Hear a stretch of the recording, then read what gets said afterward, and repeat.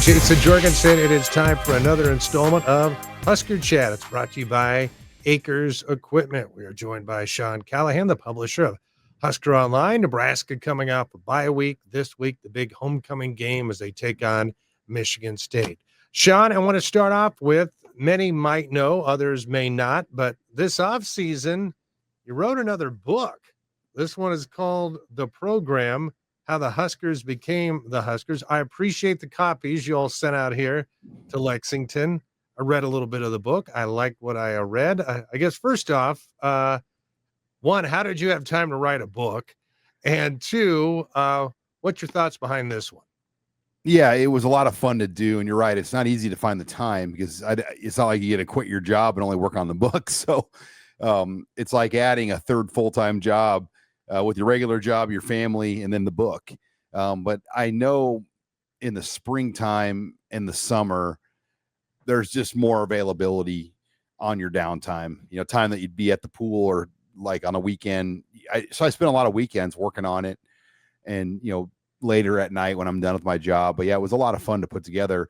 I think the best compliment I've received from a lot of people is I talked to a lot of people in the book, and a lot of times people rehash old stuff when they do a book like this. I didn't. I mean, I tried to go out and get completely fresh interviews for every chapter for the most part in that book, where I did the interview with the person and was able to have some great conversations with Tom Osborne and Mike Devaney, the son of Bob Devaney, and Frank Solich. And you go down the line from Guy Ingles to Jim Walden. I mean, a lot of people. And then, Zach Taylor, you go down the line from all eras. It was fun to put together, kind of reconnecting even with some former Husker assistant coaches that are on at other places that had a lot more to say now that time has kind of moved on from the last 10 or 15 years. Well, I'm sure. Well, if folks are interested in the book, what's the best way to go about getting their hands on it? Well, yeah, the best way probably and the easiest for most is probably just going to Amazon. It is available locally in Kearney, though, at the Sequel Bookstore. I know the Sequel Bookstore in Kearney at the mall there does carry the book. So if you live in the Kearney area, the mall is a place where you can get a direct copy. If you're not, probably Amazon, Barnes & Nobles in Lincoln and Omaha and surrounding areas carry it as well. But Amazon is your easiest way with the free shipping option they give. And just simply type in The Program Nebraska, and the book should probably pop right up for you on Amazon.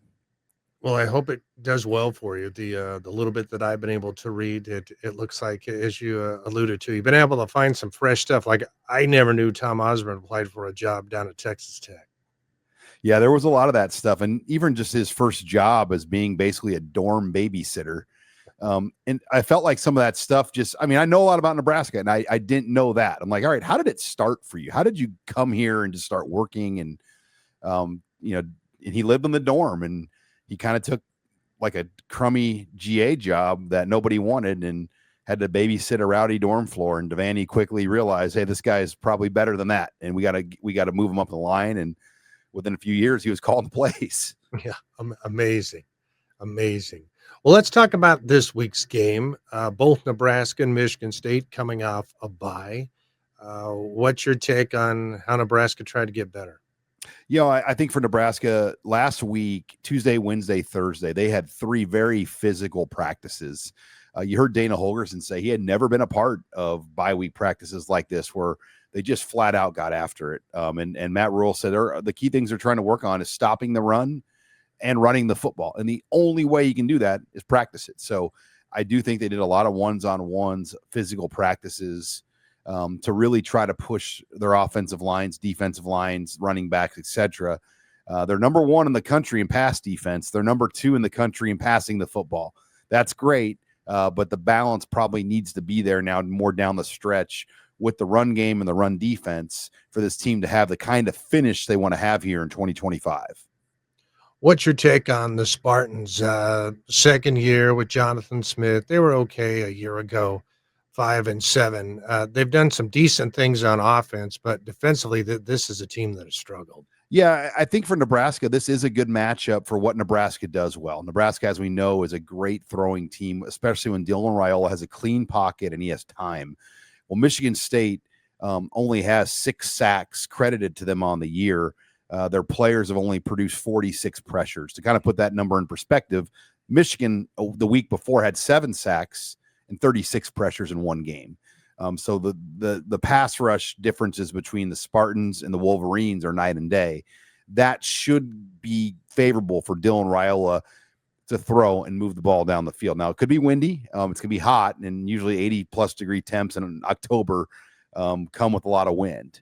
So I do think the winds, you never know how that could affect passing in terms of the deep ball with balls being knocked down the field. But I like that matchup of it. Now, on the other end, Michigan State's quarterback, Aiden Childs, is very mobile. He'll probably get 4 or 5 design runs a game and another 2 or 3 scramble runs a game on pass plays. That will be trouble. Nebraska's got to be ready for that. And then their running backs are big. They have a stable of 200-plus pound backs. And I think for them, they're going to try to really lean on those guys and Aiden Childs to play the kind of pace they want to play. What's your read? They've been hinting all week long that Nebraska could have some personnel changes. What's your thoughts on that? And what could that mean moving forward? Well, the one I feel the most confident in is Elijah Pritchett will probably start. If I had a guess today, I think he's your left tackle. But the running game and the running back situation, it could be so many different things. I mean, the simple answer is probably Mekhi Nelson plays more at number 2.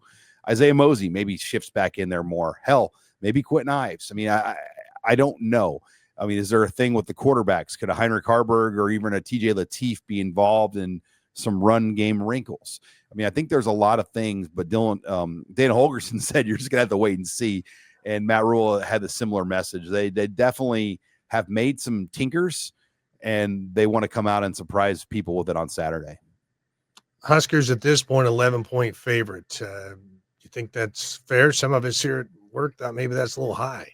That's one of the higher lines you'll see really in a Big Ten game. I mean, especially for Nebraska, you don't see them being double digit very often. My initial first gush was like, 8.5 maybe. But so now it's at closer to 11. So you're seeing a pretty good number on this game, but I think it speaks to the matchup. Boston College is kind of a comparable opponent. Boston College racked up 40-plus points on Michigan State, and Nebraska just played Boston College. So what kind of offense that team had in the bowl game. They weren't really a high-scoring type of team. So I do think this, again, sets up well for Nebraska at home with good weather to put up some points and yards. And that's probably why they're the point spread's where it's at, because I don't know if the odds makers think that Michigan State can consistently stop Nebraska's offense. All right. We'll see what happens on Saturday. Sean, as always, we appreciate your time and your insights. Thank you, and I appreciate the opportunity to talk about the book. And thanks again, Jason. Appreciate it. Absolutely. That was Sean Callahan, the publisher of Husker Online, joining us. Of course, Nebraska and Michigan State coming up this Saturday in Lincoln. That'll do it for Husker Chat. Once again, brought to you by Acres Equipment. I'm Jason Jorgensen.